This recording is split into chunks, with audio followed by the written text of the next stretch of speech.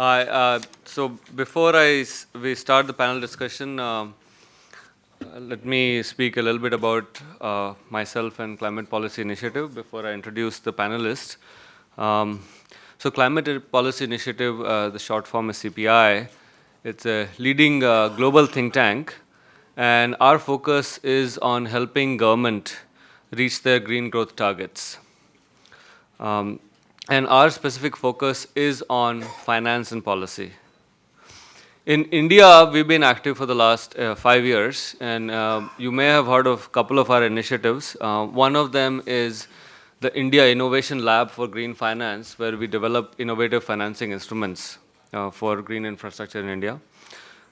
We are also about to start, or we have started, on a new facility called the US-India Clean Energy Finance Initiative, which helps developers raise debt finance from DFIs as well as private sector.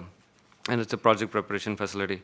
So a lot of interesting stuff happening, and as solar energy becomes more cost competitive, now the problem will become of getting access to finance, and this is what we work on. With that, I wanted to introduce our panelists. Ms. Chavaly was a panelist on the panel, but she had very limited time, so we had her go first.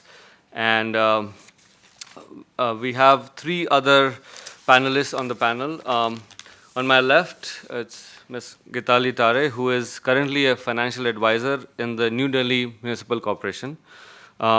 She is an officer of the 1992 batch of Indian Audit and Accounts Service, and she has served in a variety of positions across the country and abroad.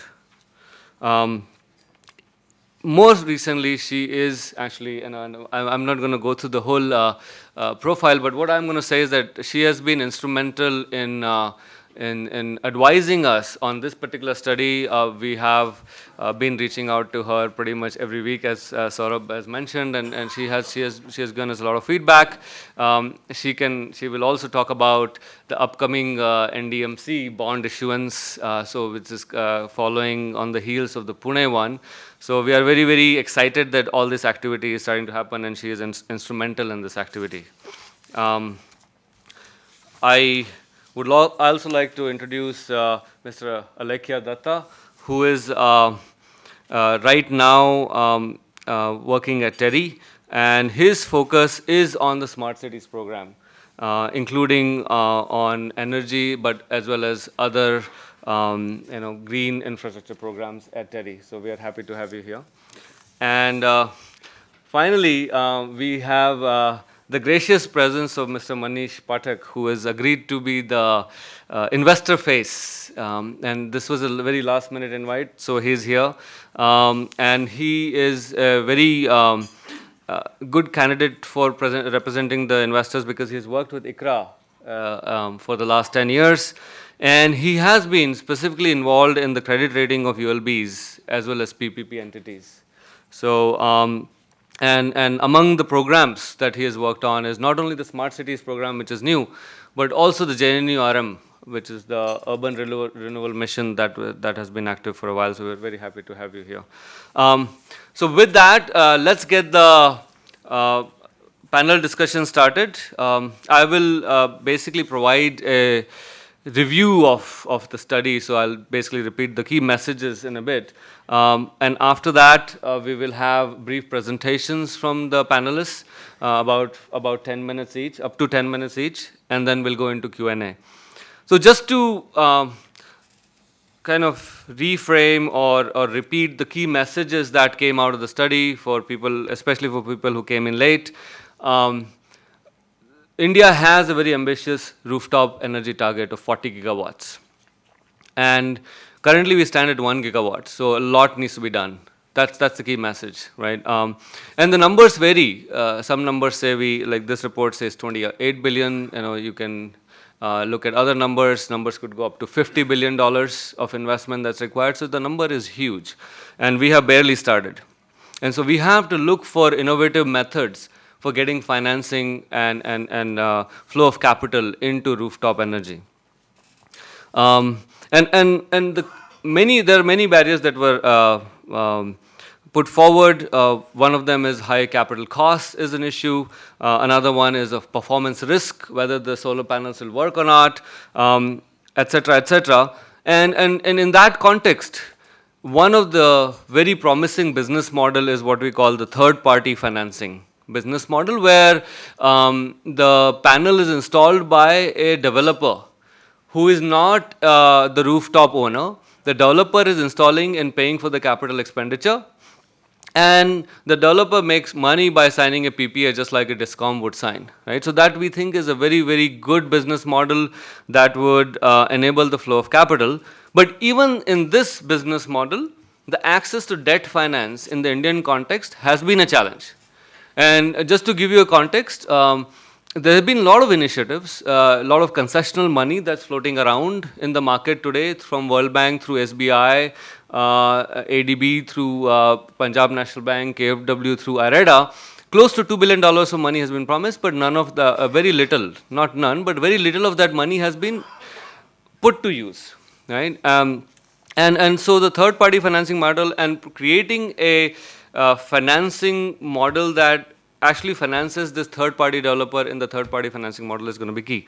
And we think that municipal bonds could be an attractive solution that should be looked at. It is not to say that discoms cannot do it or others cannot do it. I think we need to have everybody pitching in, and municipalities have a role to play. And municipalities have a role to play because they can act as financiers. And there was a question raised on the US where we said, why can't we mimic or we can follow from examples or successes from other countries? And in the US, for example, there is a Morris County model that municipalities have used to successfully finance renewable and energy efficiency projects. So this is not new. And not only the municipal financing or municipalities acting as financiers, that is the key thing. Municipalities are acting as financiers, details aside, and details are in the report. Not only that will improve the access to finance, but it will also reduce the cost of finance. Because if you can make renewable energy more competitive, it will increase the uptake. So that's where we are. That's the case for municipalities to do this. And as we have said, we need innovative financial structures. We have proposed some of them here. And to close my part here is that it is not going to be easy. And one of the questions that were raised was, how do we incentivize municipalities? And we need to have methods and ways to incentivize municipalities, though we think that they have a role to play and a very, very key role to play. And these barriers can be definitely fixed by innovative approaches. It's all the barriers are fixable. For example, one solution could be for a legislative amendment to allow municipal corporations to take part in power generation. Also providing technical assistance to municipalities to assess green projects and ring fence, as Ms. Chavaly had said, ring fence projects into structures that could be taken to bonds. But I will not take any more time. I just wanted to kind of provide a review of the learnings from the paper. And with that, we'll start with our first panelist, Ms. Gietali Tare, to give her views on Delhi, but also on what advice she has for other municipalities in terms of raising municipal bonds for solar power. Thank you, Gireesh. And also thank you to Dr. Kathuria for giving me this wonderful opportunity to be a part of this session. It's been great learning, listening to the earlier panelists, Ms. Chavaly, and also to the lovely presentation which was made. I have been interacting with Saurabh and Sandeep and Lavanya for a long time, so I know that I've kind of been a bit of a skeptic in this region, but that said, I think sometimes you need contrary voices in order for a process to go forward. Let me just give you a very short idea about the organization I work for.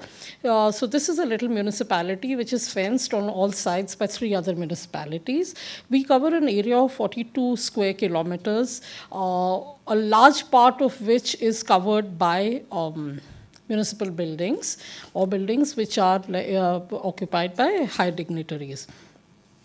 We have a very unique position because although we are located in Delhi, we are not under Delhi government. And thank the Lord for that.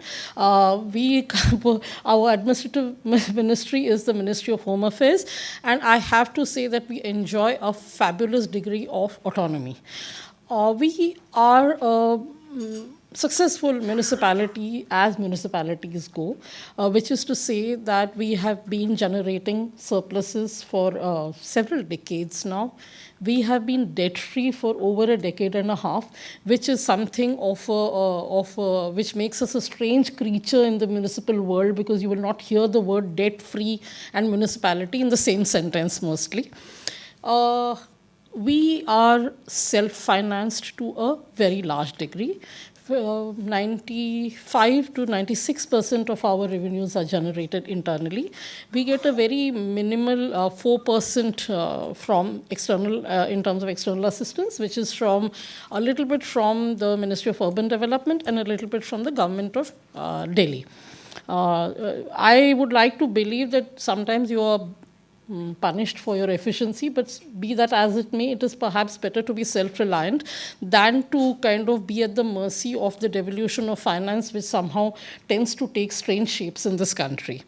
Our tax revenue is only 18%, but our non-tax revenue is 82%. So we are generating 18% of our revenues from property tax and from electricity tax, which we are permitted to charge from our users.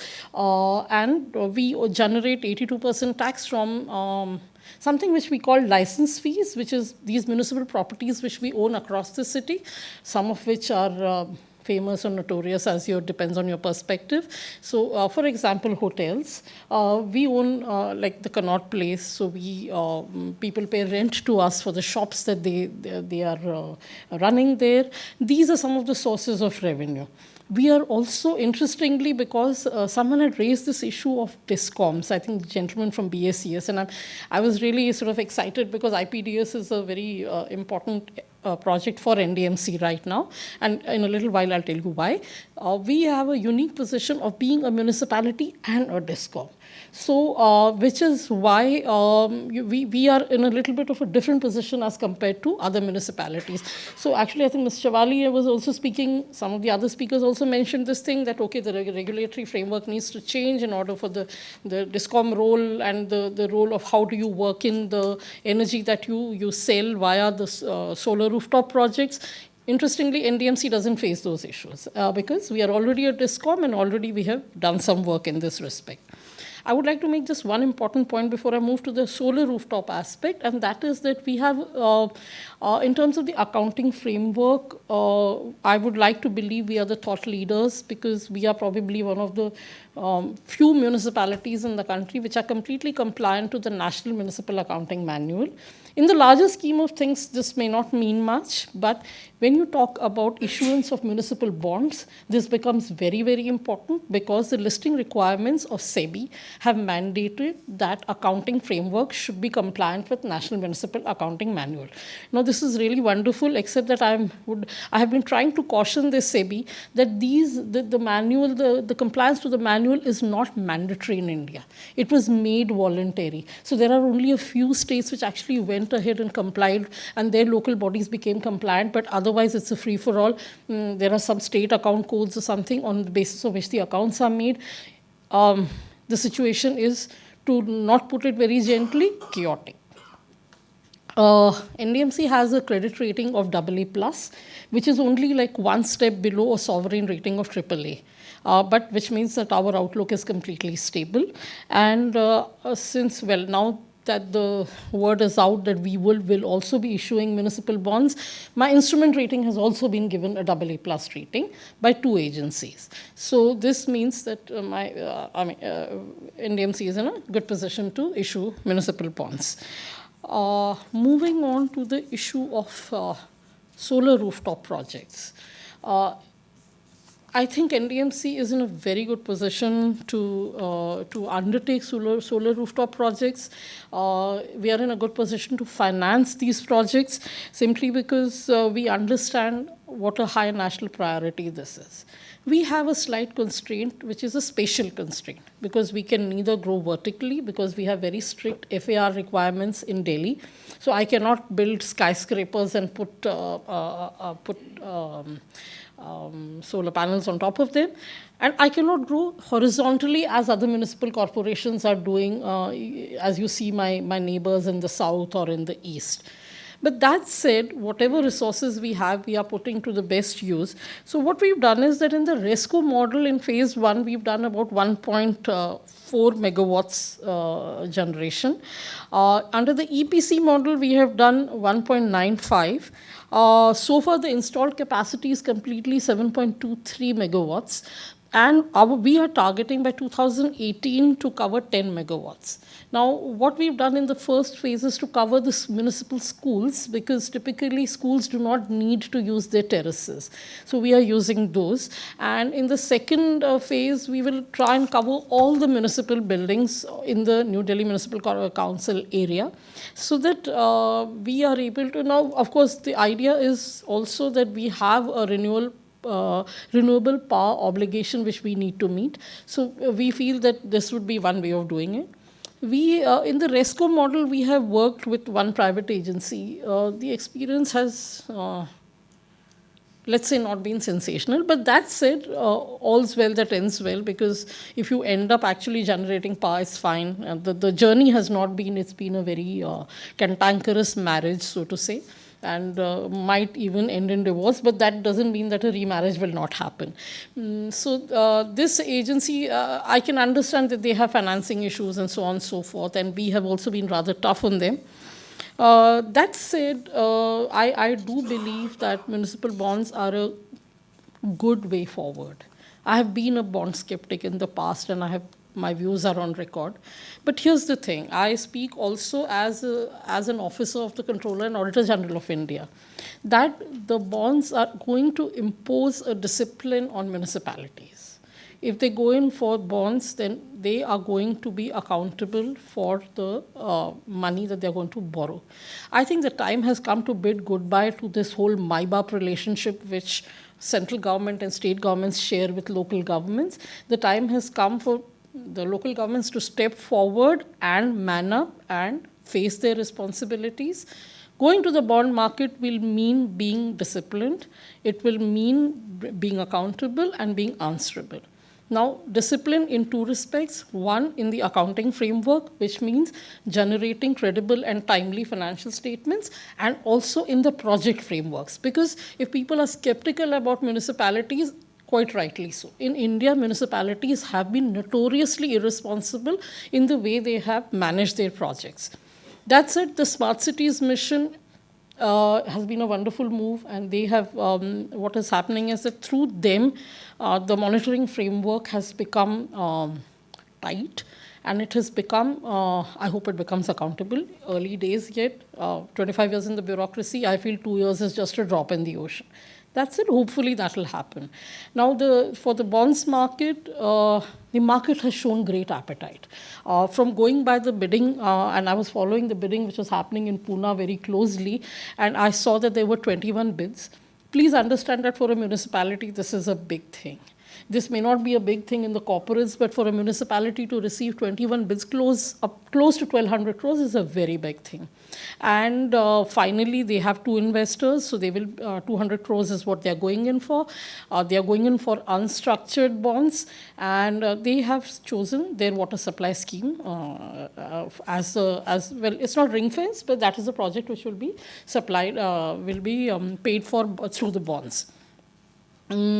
Just to sum up, I would just say that I am finding that the process of issuance of bonds has been a great eye-opener, because I was under the impression that New Delhi Municipal Council had a very solid financial and accounting framework, but we found huge holes in that.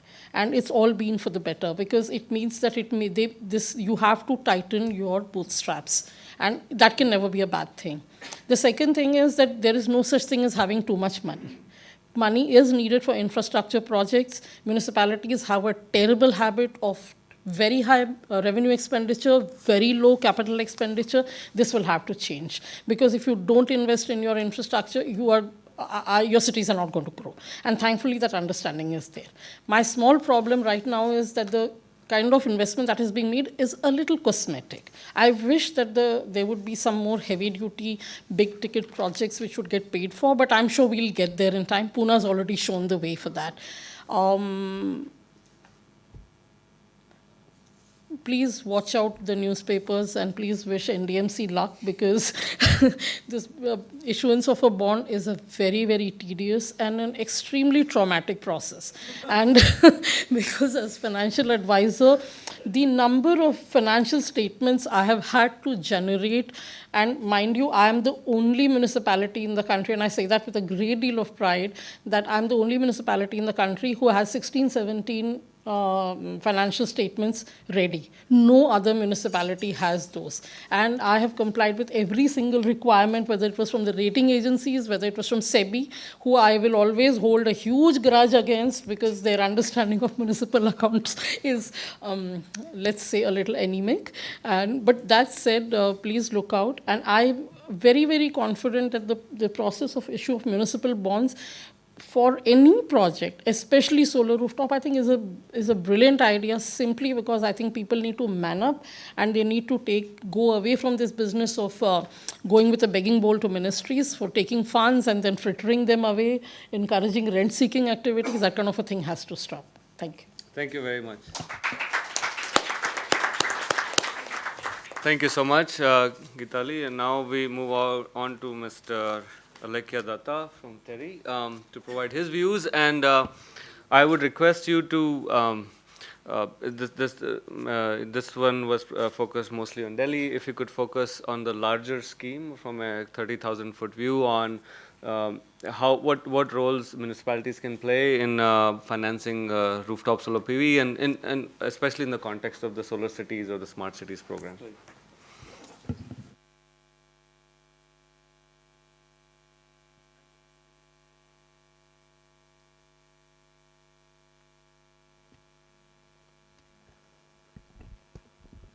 Thanks, Dr. Gireesh.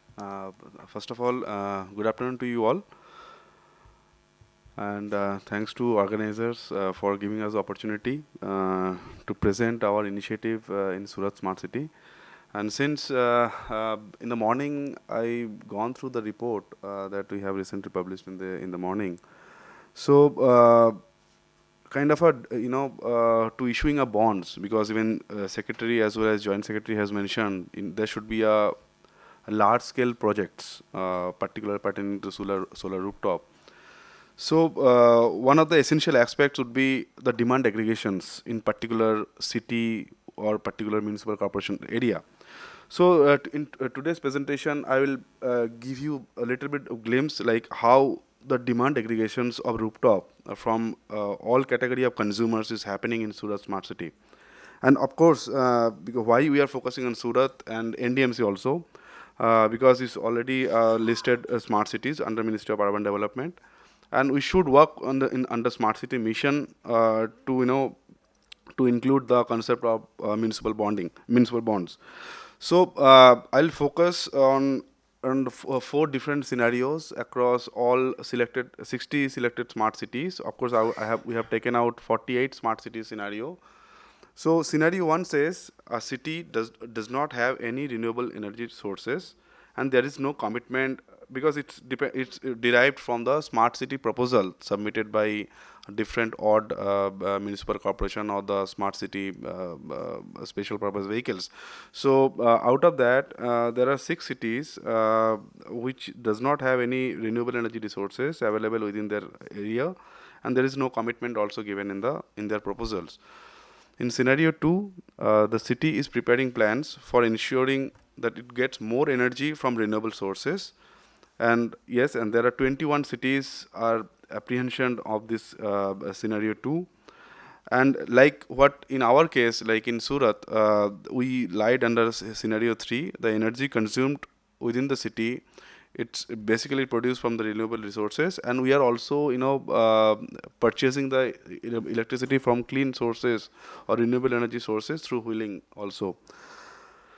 And of course, the other scenario 4 would be the 10% of, because it's under smart city mission, the mandate is under your area-based development. The 10% of your energy consumption should be from solar. So will focus more on Surat smart city, like what is the institutional arrangements over there in Surat, and because in smart city mission there is one of the key essential component is to engage the consumers.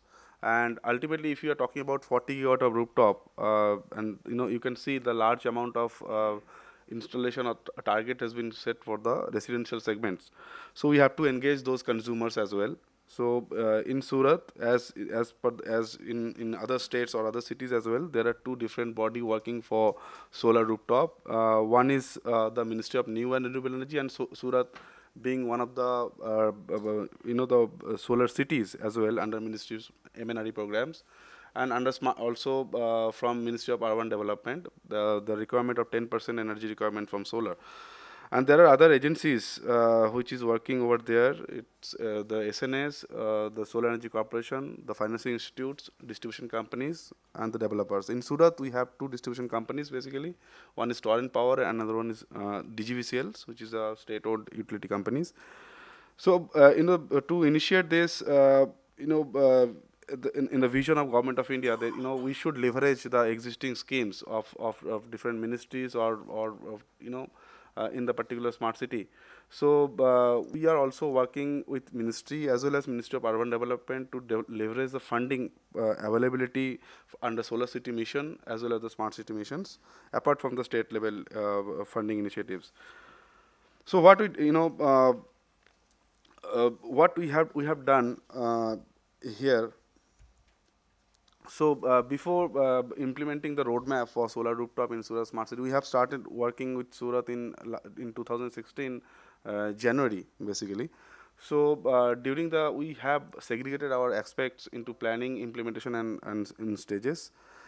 So what we did, we have identified the stakeholders that we have mentioned here. In Gujarat, there is a state nodal agency called JEDA, which is giving a subsidy, additional subsidy apart from the central financing assistance from ministry for residential sector. So, and there is a Solar Energy Corporation of India Limited, which is a nodal arm of the Ministry of New and Renewable Energy, because we have to take them on board as well, because the non-residential segments also need to be covered. We have also take on board the banks, mostly State Bank of India and Punjab National Banks, based in Surat.